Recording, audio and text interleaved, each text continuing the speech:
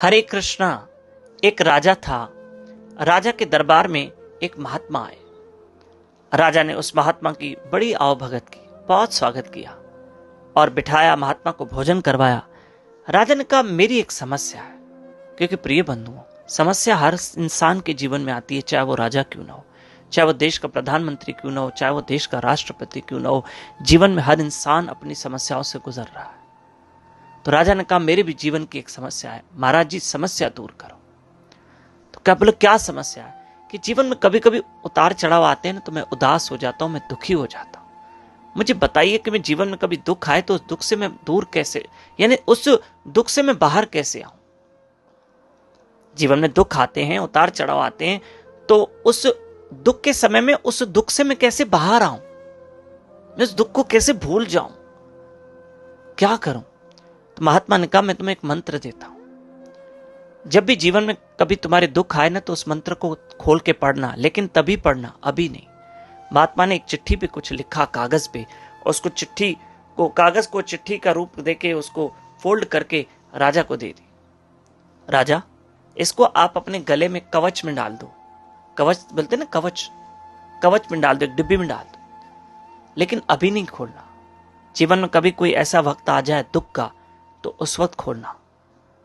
तो राजा ने पूछा, इससे क्या होगा?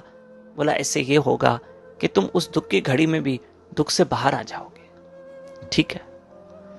समय बीता, राजा के जीवन में एक दुख आया और राजा ने सोचा, मैं क्यों ना महात्मा का दिया हुआ मंत्र खोलूं, जो उन्होंने मुझे चिट्ठी दी थी, कागज पे कुछ लिख के दिया था, क्यों ना आज वो खोलूं ताकि मैं दुख से बाहर आ जाऊं।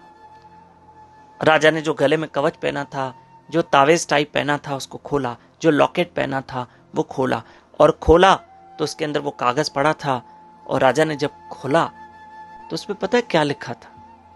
कोई विशेष मंत्र नहीं था, उसमें लिखा था, यह वक्त भी गुजर जाएगा।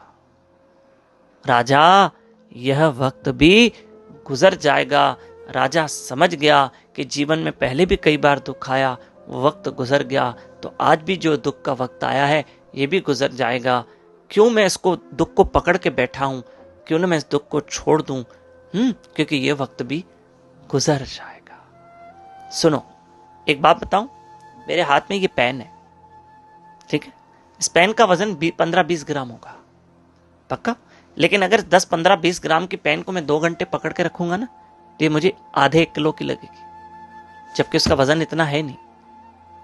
इसका वजन इतना है नहीं, पर मैंने इसको 1 घंटे तक पकड़ के रखा है ना, तो ये मुझे भारी लगेगी। ऐसे कभी कभी जीवन में दुख होते छोटे हैं, पर हम उसको दिमाग में पकड़ के बैठते हैं, और वो दुख फिर इतना भारी लगता है, फिर इंसान स्ट्रेस में आ जाता है, फिर वो डिप्रेस हो जाता है, परेशान हो जाता है, बार बार उस दुख को याद करके वो दुख को भारी कर लेता है, जबकि दुख होता हल्का है। कभी कभी जीवन के छोटे दुख को हम बड़ा दुख बना लेते हैं सोच सोच के, इसलिए यह वक्त भी गुजर जाएगा। प्रिय बंधुओं, इन दिनों आज जैसे फ्राइडे है, आज से हमारी भागवत कथा शुरू है। शाम को 5:30 से 8 बजे यूट्यूब चैनल दामोदर दास पे लाइव रहकर कार्तिक मास पे भागवत कथा सुनिए। हरे कृष्ण।